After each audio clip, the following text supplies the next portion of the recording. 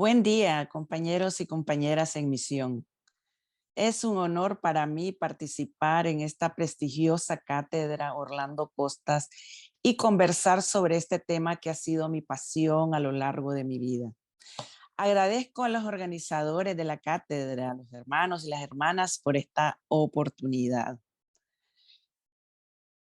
La mayor parte de mi vida laboral la realicé en mi país, Nicaragua, en el CEPAD, Consejo de Iglesias Evangélicas Pro Alianza Denominacional, que es un ministerio que fue fundado por el doctor Gustavo Adolfo Parajón Domínguez en 1972, junto con otros líderes denominacionales, después del terremoto que destruyó Managua en diciembre de ese año.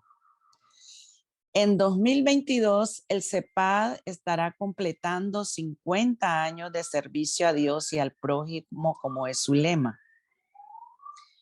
En sus inicios, como respuesta a un desastre natural, el CEPAD se enfocó en el socorro a los damnificados del terremoto, pero 3 meses después, los miembros de su Asamblea General encontraron que el terremoto había desnudado la pobreza, la miseria en la que vivían miles de nicaragüenses, principalmente en el área rural, y decidieron continuar trabajando y aprendiendo juntos para transformar esa realidad. El CEPAD es una organización cristiana cuyos miembros son denominaciones evangélicas más la Iglesia Episcopal y comités pastorales presentes en distintos puntos del país. En este día, quiero compartir con ustedes un poco de lo aprendido por el CEPAD a lo largo de 50 años. La reflexión bíblica ha sido central en la vida del CEPAD. Se estudia la Biblia desde la Asamblea General hasta las reuniones comunitarias, no como un esfuerzo proselitista, sino para conocer la voluntad de Dios. En la Biblia encontramos que somos imagen de Dios, como nos dice Génesis 2, que Dios creó el hombre a su imagen y semejanza, varón y hembra los creó. También encontramos que Dios desea que todos tengamos una vida abundante. Nos lo dice Juan 10:10 en su segunda parte. Y también hemos aprendido que toda persona debe participar en las decisiones que afectan su vida. Es un derecho humano consignado en la Declaración de los Derechos Humanos. Partimos de las premisas anteriores y las sustentamos con las siguientes bases bíblicas. Marcos 10:45, porque el Hijo del Hombre no vino para ser servido, sino para servir y para dar su vida en rescate por muchos. El amor de Dios es la motivación central que dinamiza la acción pastoral en todos los tiempos y lugares. La motivación principal no es el poder, sino el servicio. Juan 3:16, versículo conocido, porque de tal manera amó Dios al mundo que ha dado a su Hijo unigénito para que todo aquel que en él crea no se pierda, mas tenga vida eterna. La humanidad es el objeto del amor de Dios manifestado a través de Jesucristo. El mundo es el escenario donde se está gestando una nueva sociedad. Hebreos 6:10 nos dice, porque Dios no es injusto para olvidar vuestra obra y el trabajo de amor que habéis mostrado. Dios reconoce a quienes hacen las obras con amor, sirviendo al prójimo. Y Juan 20:21, entonces Jesús les dijo otra vez, paz a vosotros. Como me envió el Padre, así también yo os envío. Jesús de Nazaret es el modelo a imitar en la cristalización del trabajo pastoral en donde estemos. Ya sabemos el pasaje conocido de Lucas 4:18, el Espíritu del Señor está sobre mí, por cuanto me ha ungido para dar buenas nuevas a los pobres, me ha enviado a sanar a los quebrantados de corazón, a pregonar libertad a los cautivos y vista a los ciegos, a poner en libertad a los oprimidos. La diaconía es fruto del compromiso cristiano como enseñanza de Cristo, quien nos motiva sobre el verdadero servicio cristiano. Y finalmente, Daniel 6:4, entonces los gobernadores y sátrapas buscaban ocasión para acusar a Daniel en lo relacionado al reino, mas no podían hallar ocasión alguna o falla, porque él era fiel y ningún vicio ni falta fue hallado en él.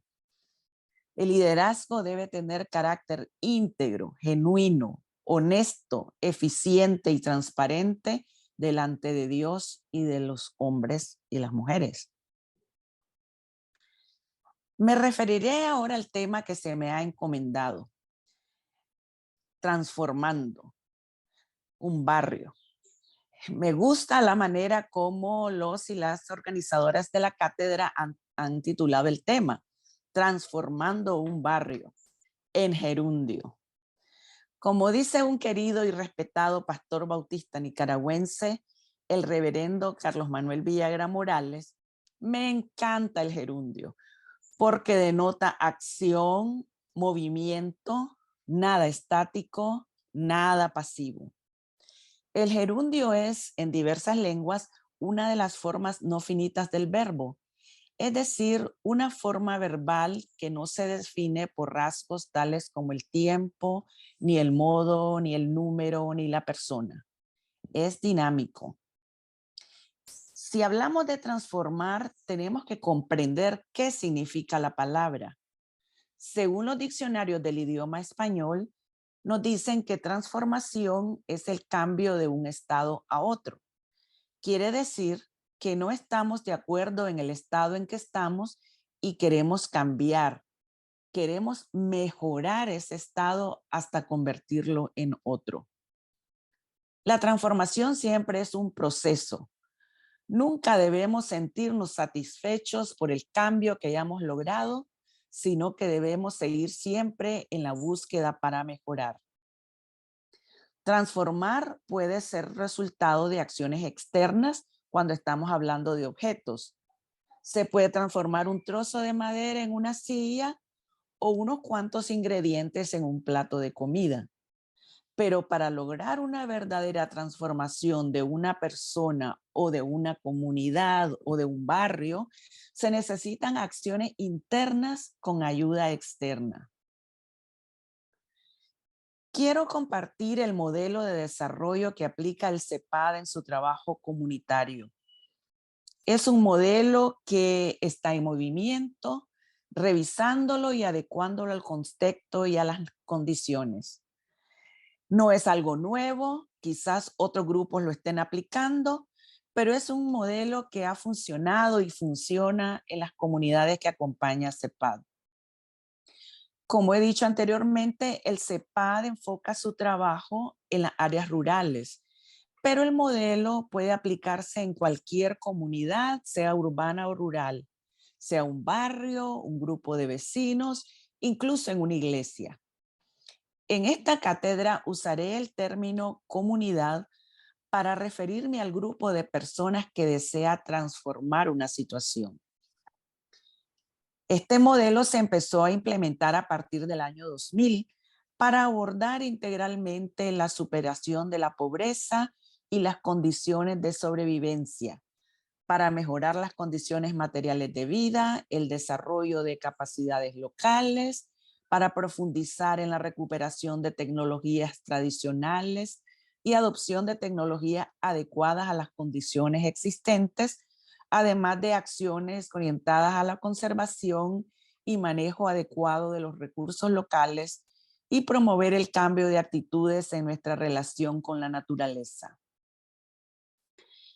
Los componentes en este modelo son los siguientes: promoción, organización, formación de recursos locales y el desarrollo de la base productiva con acciones orientadas a promover el crecimiento de las actividades económicas de las comunidades.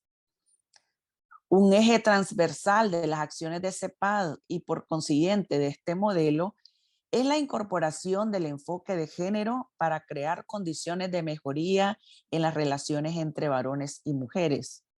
Y otro elemento es la visión generacional, referido a la niñez y juventud en salud, nutrición, educación, recreación y oportunidades de desarrollo de habilidades que les permita prepararse para el trabajo futuro y para garantizar el relevo de los líderes existentes por medio de variados programas definidos según necesidades de la institución. En la aplicación del modelo se destacan tres aspectos claves: la estrategia de acompañamiento, los mecanismos de implementación y el empoderamiento comunitario. El acompañamiento es concebido como un proceso educativo de formación y capacitación. El empoderamiento es entendido como un proceso activo por medio del cual las y los miembros de la comunidad toman conciencia de su responsabilidad, se organizan, se movilizan para la consecución de sus objetivos e intereses, ejerciendo poder, tomando decisiones, definiendo sus propios espacios y manejando sus recursos. La organización comunitaria ha sido el punto de partida de los procesos porque articula y dirige el proceso de desarrollo de los grupos, comunidades y zonas. Y por otro lado, la formación de los recursos humanos ha sido integral y el uso de la metodología de la educación popular ha sido esencial en los procesos de formación. La capacitación y la organización local han sido temas fundamentales en la definición de las necesidades planteadas por las poblaciones y las soluciones a sus problemas más sentidos, en donde el diagnóstico comunitario o el levantamiento de perfiles de cada comunidad reflejan una radiografía en su inicio y puede compararse con la salida de las mismas e identificar el nivel de desarrollo logrado en un periodo determinado. En el caso de CEPAD, el modelo se aplica por un periodo de 5 años en un grupo de comunidades durante el cual las participantes son capacitadas según las áreas de su interés, se aplica el conocimiento y se comparte con otros. Al inicio de los 5 años se levanta una línea de base. A mediados del periodo se levanta otra línea de base y al terminar los 5 años se levanta la final para comparar si las acciones realizadas han tenido impacto en el nivel de desarrollo de la comunidad. Algunas lecciones aprendidas. De la práctica de CEPAD se desprende un modelo de desarrollo sustentado sobre tres pilares fundamentales: la organización comunal, el apoyo en el ámbito agropecuario y el apoyo a la solución de necesidades básicas. La organización se construye a través de la capacitación permanente de un liderazgo comunal y de una práctica de organización y gestión colectiva. El desarrollo debe descansar en un proceso de toma de conciencia por parte de los mismos comunitarios, acompañado de una experiencia organizativa comunal. Para que los proyectos sean más exitosos, deben surgir de la comunidad misma por su capacidad creativa y su energía hacia estos mismos fines. Es fundamental usar una metodología participativa en las actividades de planificación, seguimiento y evaluación para enriquecer los conocimientos a todos los niveles, permitiendo el logro del proyecto.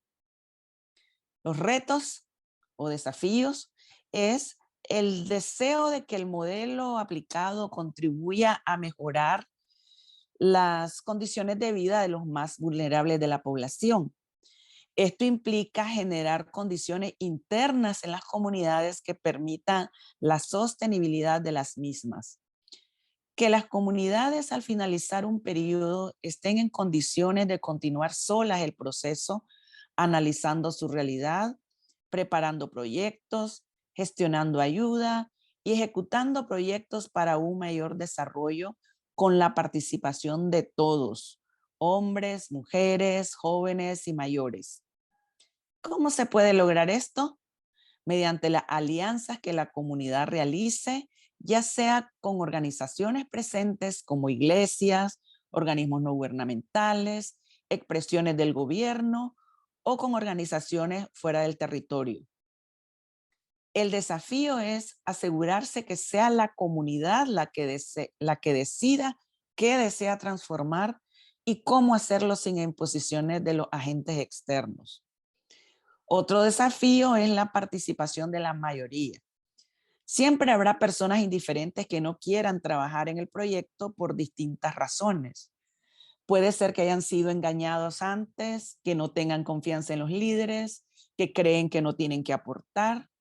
Se necesita entonces hacer promoción y ser transparentes todo el tiempo, informando y contestando preguntas para lograr la confianza. Hasta aquí el modelo de desarrollo del CEPAD. En el contexto de esta cátedra hablaré un poco sobre cómo la iglesia puede ser un agente de transformación. La iglesia puede ser un agente externo o puede ser la comunidad a transformarse. Como agente externo, no debe entenderse a la iglesia como alguien que llega a transformar una realidad. Quien decide transformar algo o no es la comunidad. La iglesia juega un papel muy importante de acompañar, asesorar, pero nunca de imponer. Una vez, después del huracán Mitch en 1988, que asoló todo el norte de Nicaragua, quedaron muchas viviendas destruidas y una comunidad decidió construir al menos 10 viviendas para las familias que quedaron sin sus casas. En el modelo de CEPAD como agente externo, este conseguiría los recursos externos para la construcción, pero las familias debían organizarse para trabajar en la construcción bajo la supervisión de un maestro de obra. Y cuando la vivienda estuviera terminada, debía pagar en cuotas la mitad del costo de la vivienda para que el dinero pudiera emplearse en otro proyecto de viviendas. Sin embargo, llegó otra organización ofreciendo la construcción de 10 viviendas sin que la comunidad tuviera que hacer nada más que recibir la llave de una nueva casa gratuitamente. Entre trabajar y pagar la mitad del costo a no hacer ni pagar nada, ¿qué creen ustedes que decidió hacer la comunidad? Escogió a la otra organización. ¿Se construyeron las viviendas? Sí. ¿Hubo desarrollo? ¿Hubo transformación de la manera de pensar? No. Se siguió fomentando el paternalismo.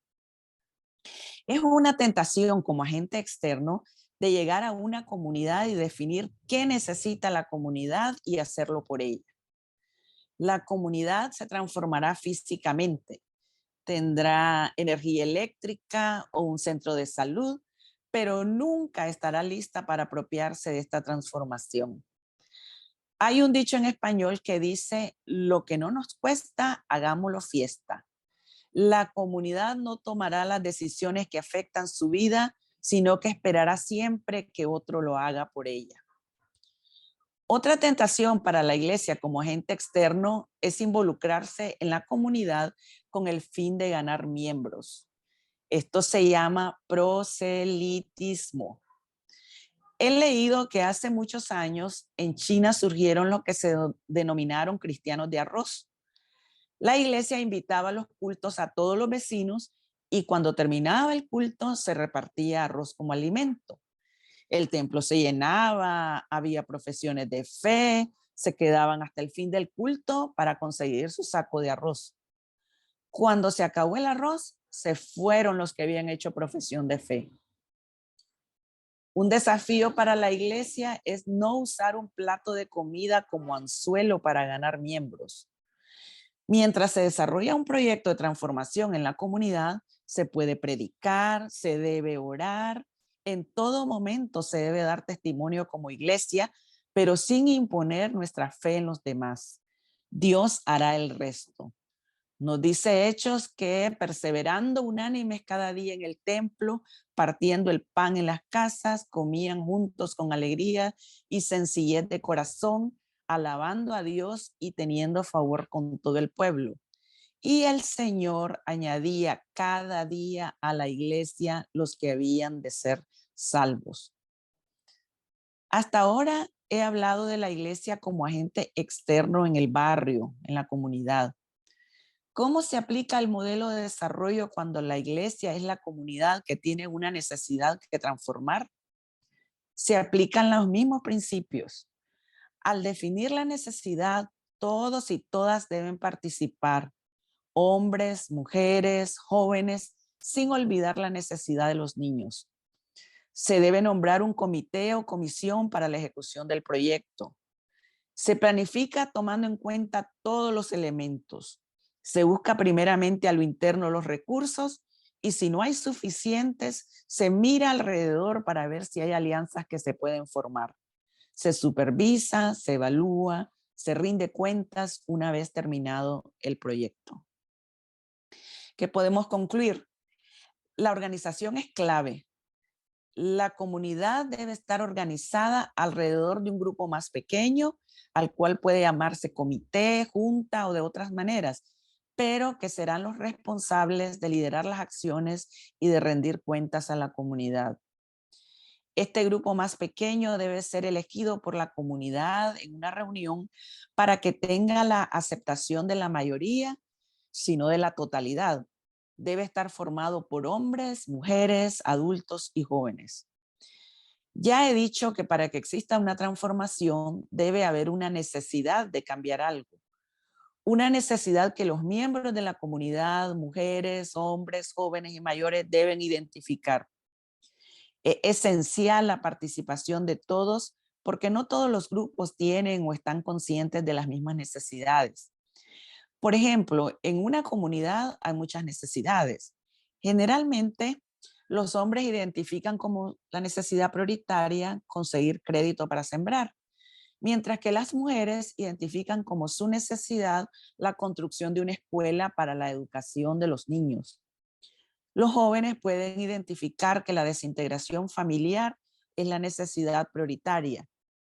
La comunidad debe decidir cuál proyecto ejecutarán primero, pero deben estar conscientes que la necesidad que no sea atendida ahora será el siguiente proyecto para que todos los miembros estén satisfechos que sus necesidades han sido tomadas en cuenta. La capacitación de los recursos, tanto comunitarios como de los facilitadores, sean directivos, técnicos, administrativos o financieros, es esencial para que brinden una atención adecuada a las necesidades reales de las comunidades sujetas al acompañamiento. Cuando se ha decidido el proyecto a realizar, es necesario formularlo de una manera sencilla y completa. Esta es la etapa de la planificación con objetivos, metas, quiénes son los responsables, tiempo de duración, recursos disponibles, recursos a buscar. He hablado anteriormente de forjar alianzas para gestionar los recursos. Y cuando hablamos de recursos, generalmente pensamos en los tangibles como económicos y financieros, pero debemos incluir todos los recursos, siendo los humanos los fundamentales. La comunidad debe dar un aporte que complemente los recursos externos. En el CEPAD tenemos muchos ejemplos de ejecución de proyectos. Sin embargo, el CEPAD no ha ejecutado ninguno. Es la comunidad la que lo hace y brinda su aporte. Anteriormente di el ejemplo del proyecto de viviendas. Déjenme compartir otro. Una comunidad ha decidido que la reparación de los caminos es su necesidad prioritaria porque no puede sacar los productos al mercado, los niños tienen dificultades para llegar a la escuela, especialmente cuando llueve, no hay transporte por la mala condición de los caminos. Después de elaborar el proyecto, el grupo responsable gestiona el proyecto ante la alcaldía y consigue la aprobación. Una vez inicia la ejecución, la comunidad se organiza para conseguir materiales que tienen accesibles como piedra, arena del río. Cada familia tiene una cuota del material a recoger. También tienen una lista de los comunitarios que aportarán su mano de obra para trabajar en el proyecto y toman turnos para proveer de almuerzo a los comunitarios que están trabajando. Se contabiliza toda esta mano de obra y es la contraparte del proyecto. Esta comunidad tiene más probabilidad de cuidar su camino que cuando no participa. Otra conclusión es la supervisión y evaluación son claves para conocer los avances, pero también para adecuar el proyecto ante algún imprevisto o alguna desviación del proyecto original. Una vez concluido el proyecto, el grupo que lo lidera debe rendir cuentas a toda la comunidad, así como a los agentes externos que han participado en el proceso para fortalecer la credibilidad. Y el ciclo continúa. Identificar la necesidad, planificar el proyecto, la ejecución, supervisión, evaluación y rendición de cuentas. Para transformar un barrio se necesita que haya conciencia de la necesidad y disposición para transformarla, que haya organización y una capacitación permanente. Hay que comenzar con un proyecto pequeño. Si la necesidad es grande, hay que hacerla en proyectos pequeños. ¿Cómo se come un elefante? En chuletas. Y hacerlo bien para que la comunidad pueda generar credibilidad. Así también vosotros, cuando hayáis hecho todo lo que os ha sido ordenado, decid, siervos inútiles somos, pues lo que debíamos hacer, hicimos, nos dice el Señor en Lucas 17:10. Y nos dice Pablo, y todo lo que hagáis, hacedlo de corazón como para el Señor y no para los hombres. Colosenses 3:23. Muchas gracias.